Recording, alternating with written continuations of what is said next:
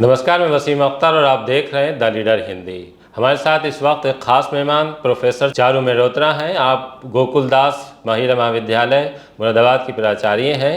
इससे पहले आप बरेली कॉलेज में एसोसिएट प्रोफेसर रही हैं। लंबे वक्त तक वहां आपने बच्चों को पढ़ाया है और अब मुरादाबाद में हैं। स्टूडियो में बुलाने के पीछे जो मकसद है हमारा डॉक्टर चारू मेहरोत्रा को, तो वो ये है कि आप कोलंबो की एक यूनिवर्सिटी है होराइजन, वहाँ रिसर्च पेपर पढ़कर आई हैं अंग्रेजी साहित्य पर। उसमें काफ़ी अहम जानकारियाँ आपने दी हैं।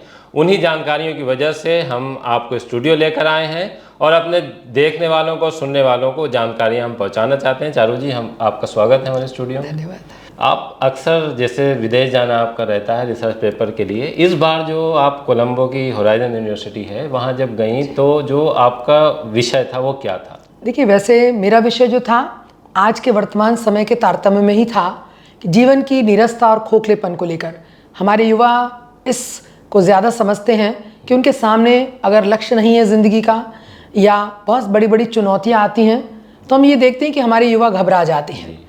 और आज से जिस पेपर पर मैंने रिसर्च की, जिस राइटर पर, उनका नाम है हेमिंगवे, जो नोबेल प्राइज़ विनर हैं और वो भी फर्स्ट वर्ल्ड वॉर में उन्होंने अपना कंट्रीब्यूशन दिया था ambulance, red cross ambulance driver के रूप में, और उस युद्ध की विभीषिका को उन्होंने बहुत करीब से देखा था। और जब वो इन घायल लोगों को ले जा रहे थे तो एक बम उनके एम्बुलेंस के पास ही गिरा था, जिससे उनका पैर जो था, कम से कम 237 बॉम्ब शेल्स छोटे छोटे उनके पैर में थे, और जिसकी वजह से वो काफ़ी लंबे समय तक जो है वो थोड़े से कहना चाहिए अपाहिज से रहे। और तब उन्होंने उस युद्ध की विभीषिका को जाना और युद्ध समाप्त होने के बाद जब वो लौट कर आए और उन्होंने स्वास्थ्य लाभ किया, उस दौरान उन्हें बहुत से अपने अनुभव हुए जो उन्होंने अपने साहित्य में उकेरे। उनकी कहानियाँ अधिकतर वॉर बैकग्राउंड माने युद्ध के ऊपर या युद्ध की पृष्ठभूमि में ही लिखी गई हैं। और थोड़ा सा मैं यहाँ रोकूंगा आपको जी, जैसे जो आपने ये चुना, इनको चुना कि इन पर आपको रिसर्च तैयार करना है और फिर उसको पढ़ना है लोगों के बीच में जी, तो इन्हीं को चुनने के पीछे क्या मकसद? हाँ, इनके चुनने के पीछे एक मकसद था कि मैंने जब इनकी कहानी पढ़ रही थी तो अधिकतर जो इनकी कहानियाँ, उनमें जो एक शब्द इस्तेमाल किया गया, नाडा, NADA। नाडा का ये स्पेनिश वर्ड है और इसका मतलब होता है नथिंग, माने खोखलापन, कुछ भी नहीं है, किसी भी चीज़ का कोई अस्तित्व नहीं है। और इसी बेस को, इसी फिलॉसफी को लेकर इन्होंने अपनी कहानियों को लिखा। अच्छा, एक इंसान में खोखलापन, हाँ, इंसान, परिस्थितियाँ, और वो परिस्थितियाँ क्या होती हैं जो इंसान के अंदर विरक्ति ला देती हैं, एक उसका ज़िंदगी से उसका मोह टूट जाता है, या वो अपने आप को अकेला महसूस करने लगता है, असुरक्षित महसूस करने लगता है, ज़िंदगी के प्रति उसकी रुचि ख़त्म होने लगती है। तो ये सब चीज़ें उन्होंने अपनी कहानियों में बताई और मुझे लगा कि वर्तमान स्थिति जिस दौर से हम लोग गुजरे हैं और अब थोड़ा अलग हटकर भी गुजर ही रहे हैं एक तरीके से पूरा विश्व, कि जब हमारे ये महामारी हुई, पेंडेमिक हुआ, कोविड-19, उस कोविड-19 ने, हम सब लोग जानते हैं कि ज़िंदगी के खोखलेपन को हमारे सामने रख दिया। हमें लगा कि पैसा कुछ नहीं है। लोग जो थे वो लाखों पैसे रुपए ले लेकर अस्पतालों में घूम रहे थे और कह रहे थे कि हमारे मरीज़ को बचा लीजिए। इससे बड़ी विभीषिका क्या होगी कि किसी को पता नहीं था कि मुसलमान, हिंदू, सिख, ईसाई, जो एक सभी इंसान के संतान की तरह थे, किसकी मृत्यु हो रही है, कोई परिवार वाला उनके संग नहीं है, अंतिम संस्कार में उनके घर के लोग नहीं हैं। अब उस जाति के व्यक्ति का संस्कार उसी की तरह हो रहा है या कहीं और हो रहा है, क्योंकि सब एक ही पट्टी में, जैसे कहते हैं ना, death less his eyes hands on Kings, सब बराबर है मृत्यु पर। तो जन्म जाति ये सब खोखली हो गई। उस समय अपने ही अपनों के पास जाने से डर रहे थे, और पराये लोग जिन्हें हम जानते भी नहीं कि वो कौन सी जाति के हैं, और वो हमारे दाह संस्कार कर रहे हैं हमारे अपने प्रियजनों का। तो इससे बड़ी विभीषिका, युद्ध से भी बड़ी विभीषिका मैं मानती हूँ इसको, कि ये जो हुआ, पूरा संसार अचंभित रहा। किसी ने कभी सोचा नहीं होगा कल्पना में कि ऐसा भी हो सकता है। और यही चीज़ आज से 50 साल पहले हेमिंगवे ने अपने साहित्य के माध्यम से, अपनी कहानियों के माध्यम से लोगों के सामने रखी। अच्छा, इसे सिमिलर इसे हम कैसे देख सकते हैं कि एक युद्ध की विभीषिका और फिर कोविड का ये दौर? देखिए, ये मेरे रिसर्च पेपर तो बहुत वाइड है और मैं उसको अगर छोटा करके आपको समझाने की कोशिश करूं कि युद्ध की विभीषिका, देखिए ऐसा है कि हर कहानी में और हमारी ज़िंदगी में भी होता है कि कोई भी कहानी होगी तो उसमें एक हीरो होगा जो उस युद्ध में पार्टिसिपेट करने के लिए जाएगा। तो जब कोई जाता है उसमें दिखाते हैं कि भाई उसके अंदर उत्साह है, वो अपने देश के लिए लड़ने के लिए जा रहा है, उसे ऐसा लगता है कि मैं अपने देश के लिए कुछ करूँगा, कुर्बानी करूँगा, अपने देश का झंडा ऊँचा करूँगा, और इसी जज्बे से वो वहाँ जाते हैं। और उन्हें उत्तेजित करने के लिए गाने होते हैं और भी बहुत सारी स्पीचेस होती हैं जो उनके कमांडर वगैरह उन्हें देते हैं, और वो देश के लिए बलिदान होने के लिए तैयार हो जाते हैं। क्योंकि असल ज़िंदगी में अगर हम आपसे कहें कि चलो इस काम के लिए तो अपना इतना सा, आजकल आप देखते हैं एडवर्टाइजमेंट होता रहता है कि रक्तदान कीजिए, रक्तदान करने से आपके स्वास्थ्य पर कोई नुकसान नहीं होगा, लेकिन फिर भी आदमी रक्तदान नहीं करता। वो कहते हैं नेत्रदान कीजिए, क्योंकि ये आंखें जो हैं वो बाद में मरने के बाद बेकार हो जाती हैं, इनका कोई यूज़ नहीं होता, लेकिन किसी अंधे व्यक्ति को ये आंखें मिल जाएंगी तो वो दुनिया देख लेगा, उसे रोशनी मिल जाएगी। लेकिन तब भी लोग डरते हैं कि ऐसा ना हो अगले जन्म में अंधे पैदा हों। तो बहुत सारे हमारे अंदर से मिथ हैं जिन्हें हम तोड़ नहीं पाते और वो सब। लेकिन युद्ध में आप देखिए वो व्यक्ति अपने देश के लिए लड़ने जा रहा है, उंगली आँख छोड़िए वो पूरी अपनी ज़िंदगी देने जा रहा है। और जब वो लौटता है युद्ध समाप्त होने के बाद, जब मान लीजिए विजयी हुआ, नहीं भी हुआ, इट डिपेंड्स, लेकिन अगर युद्ध में घायल होकर लौटता है, देखिए पहले प्रिजनर्स ऑफ वॉर होते थे, पीओएस, तो उनकी दुर्गति बहुत होती थी कि वो जब सेनाएं लौटती थीं और उनमें जो बहुत इंटीरियर में होते थे वो समय रहते नहीं लौट पाते थे, तो प्रिजनर्स ऑफ वॉर्स के संग जो जीते हुए लोग होते थे वो बहुत दुर्व्यवहार करते थे और उनको बहुत ज़्यादा अपमानित करते थे। और हम लोग के पास भी बहुत सारे ऐसे किस्से हैं कि हमारे यहाँ जब पहले युद्ध हुए तो हमारे देश के बहुत सारे सिपाही पता ही नहीं कहाँ चले गए, तो पता लगता है कि वो फला जगह जेल में बंद हैं या कहीं और हैं, तो उनके संग ऐसा दुर्व्यवहार हुआ या कुछ भी, तो वो जाता तो हीरो की तरह है, लेकिन जब युद्ध की विभीषिका देख लेता है और वो घायल हो जाता है या वो बेबस हो जाता है, तो उसे समझ में आता है ज़िंदगी का खोखलापन कि ये सब चीज़ें बेकार हैं। हम भी मर रहे हैं, सामने वाला भी मर रहा है, कोई किसी के प्रति दया नहीं कर रहा है, इंसान दूसरे देश के इंसान के संग बब्बरता से आ रहा है और उसे लग रहा है कि मैंने उस पर विजय प्राप्त कर ली। तो what is this is not a civilization. हम सभ्य हो रहे हैं कि हम असभ्य हो रहे हैं, हम क्या कर रहे हैं, पावर वाली बात कर रहे हैं।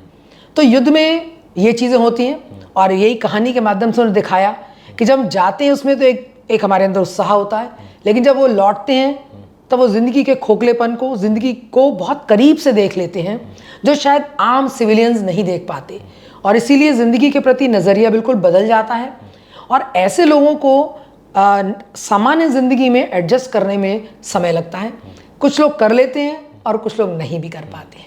डिसर्टेशन पेपर जो आपने पढ़ा है उसमें जो आपको जो बात, जैसे आपने बहुत लंबी बातचीत की होगी उसमें जी, तमाम चीज़ें तमाम हवालों से समझाया होगा, लेकिन जो आपको उसमें सबसे अच्छी चीज़ लगी, जैसे आपको ये लगा हो कि ये चीज़ जो जिन राइटर का आप जिक्र कर रही हैं उनकी ये बात दिल को छूती है? देखिए, मैं सबसे ज़्यादा जो दिल को मेरी छुई उनकी बात वो थी मानवता का दृष्टिकोण।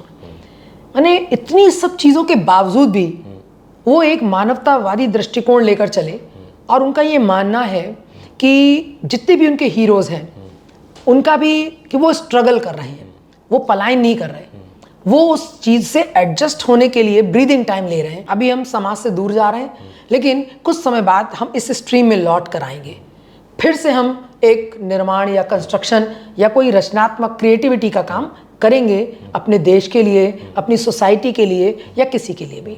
तो ये उनके नॉवेल्स के अंदर प्रेम की भावना भी है। जितने भी हीरोज़ हैं उनका कोई ना कोई प्रेम है। प्रेम इन द सेंस ये ज़रूरी नहीं कि हीरोइन से ही हो, प्रेम उनका अपने परिवार से है, प्रेम उनका अपने पड़ोसी से है। एक मानवतावादी दृष्टिकोण है कि वो एक दूसरे के दर्द को समझना चाहते हैं, जो कि एक बहुत बड़ी बात है। और जब हम इंसान एक दूसरे के दर्द को, उसकी परेशानी को समझने की कोशिश करने लगते हैं तो आप समझिए कि आधी से ज़्यादा समस्या खत्म होने लगती है। तो ये एक उनके नॉवेल का एक बहुत ऐसा ये पार्ट था जो अट्रैक्ट करता है, और शायद यही कारण रहा होगा कि जितने भी उनके वर्क हैं वो सब युद्ध की पृष्ठभूमि में लिखे गए हैं, और उन्होंने युद्ध शायद उनके दिमाग पर हावी रहा होगा, और उन्होंने उस चीज़ को तरह तरह से हमारे सामने प्रस्तुत किया और लोगों तक ये संदेश देने की कोशिश की कि ये युद्ध और ये सब चीज़ें खोखलापन है। माने ज़िंदगी ये नहीं है, ज़िंदगी कुछ और है।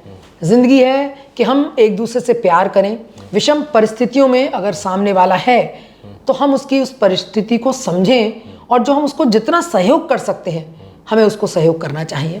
ये इंटरनेशनल कॉन्फ्रेंस होगी जी, तो इसके पीछे का उद्देश्य क्या था? जैसे आपने एक पेपर पढ़ा अंग्रेजी देखिए साहित्य का। ऐसा है कि जो कॉन्फ्रेंसेस होती हैं और ये अंतर्राष्ट्रीय लेवल की थी और इंटरडिसिप्लिनरी थी।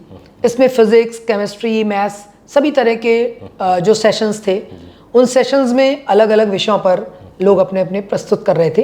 तो साइंस में तो ये होता है कि आपकी फाइंडिंग्स क्या हैं, लेकिन साहित्य जो होता है उसमें जो लेखक होता है वो समाज की देन होता है। इसीलिए हम कहते हैं लिटरेचर मिरर्स द सोसाइटी, कि समाज को प्रतिबिंबित करता है। समाज में अगर देखिए बहुत सारे लोग कहते हैं कि इसमें फाइंडिंग क्या है आपकी, तो यहाँ पे 2 और 2 4 या 3 और 1 4 नहीं होता। साइंस की तरह मैकेनिज्म नहीं है। यहाँ पर भावनात्मक वो बात है कि जो चीज़ हम महसूस करते हैं लेखक उसे हमारे सामने प्रस्तुत करता है। तो ये साहित्य है जो हमें उन चीज़ों से वाकिफ़ कराता है, हमें उन चीज़ों को महसूस कराता है अपने शब्दों के माध्यम से जो वो प्रस्तुतिकरण करता है। तो राष्ट्रीय लेवल पर जब हम साहित्य की बात करते हैं तो वहाँ पर उन चीज़ों को हम उन लेखकों को या उन साहित्य को प्रस्तुत करने की और अपने नज़रिए को उसके माध्यम से, माने कि इसने ये लिखा और हम अपने नज़रिए से इस चीज़ को कैसे देख रहे हैं उसको प्रस्तुत करते हैं। और उसके अंदर ये बात भी होनी चाहिए कि जो आप नज़रिया वहाँ दिखा रहे हैं या जो आपने उसके द्वारा आपको महसूस हुआ कि भाई ये आदमी ये कहना चाह रहा था, शायद अब तो वो जिंदा नहीं है, तो हम उसके अंदर छिपी हुई जो बात हमारी अपनी समझ में आती है। अच्छा, उसकी सोच क्या उसकी सोच क्या थी? अब देखिए रामायण लिख गए थे तुलसीदास जी, वाल्मीकि जी, अब उसके अर्थ आज तक निकलते आते नए नए। हर व्यक्ति अपने हिसाब से, अपने दृष्टिकोण से, नजरिए को देखकर और उसे आजकल उसकी कितनी उपयोगिता है। अभी आपने प्रोफेसर डॉक्टर चारू मेहरोत्रा को सुना। जब भी साहित्य की बात होती है तो गुफ्तगू लंबी होती है, लेकिन चूंकि जो भी हमें सुनने वाले हैं उन तक एक मैसेज पहुंचाना था कि जो आप रिसर्च पेपर पढ़ के आई हैं उसके पीछे का मकसद क्या है वो आपने समझा दिया है। अगर चारू जी, अगर कोई रिसर्च पेपर आपका ये पूरा पढ़ना चाहे, देखना चाहे कि बहुत लंबा होगा वो, नहीं ऑनलाइन तो वो है, कैसे देख सकते ये हैं? ऑनलाइन उसी जो सेमिनार है हमारी इंटरनेशनल सेमिनार होराइजन यूनिवर्सिटी वाली, वो भी अपनी लिंक निकाल देंगे। जो पढ़ने वाले होते हैं उनको पता होता है, उस लिंक से उस पेपर्स को जितने लोगों ने जिस जिस सब्जेक्ट में पढ़ा है, आपका जिस जिस सब्जेक्ट में इंटरेस्ट होगा वो आप ऑनलाइन जैसे उसको लिंक होता है, लिंक में अगर होराइजन यूनिवर्सिटी को सर्च करेंगे, होराइजन यूनिवर्सिटी ने इंटरनेशनल कॉन्फ्रेंस करके जो कॉन्फ्रेंस का होगा उसमें आपको लिंक पर दिख जाएगा। बहुत बहुत शुक्रिया हमसे बात करने के लिए। Thank you.